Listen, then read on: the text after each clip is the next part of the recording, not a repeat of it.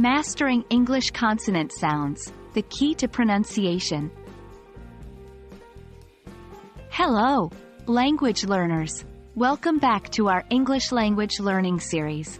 Today, we are diving into the fascinating world of English pronunciation, with a special focus on consonant sounds. With practice, you'll be able to improve your English pronunciation dramatically, making your conversations much clearer and easier. So, let's get started. In English, we have 21 consonant letters, but they make more than 21 sounds.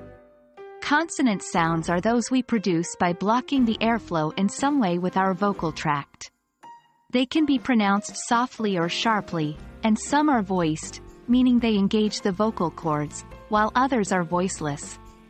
The key is to understand that the pronunciation often changes based on the position of the consonant in a word and the letters around it. Now, let's dig into some of the most common consonant sounds in English. The B sound, as in bat, is a voiced consonant. You'll notice a vibration in your vocal cords when you pronounce it. The D sound, as in dog, is also voiced. It's similar to B, but produced with the tongue pressing against the upper teeth and palate, rather than with both lips. The F sound, as in fish, is voiceless. This means that your vocal cords don't vibrate when you say it. Remember, practice makes perfect. Try pronouncing these sounds within different words to familiarize yourself with them. Some consonants in English have what we call hard and soft sounds, and these can be a bit tricky. For example, the letter C. It can be pronounced as an S sound, as in city, or a K sound, as in cat. The pronunciation depends on the vowel that follows it. The same goes for the letter G.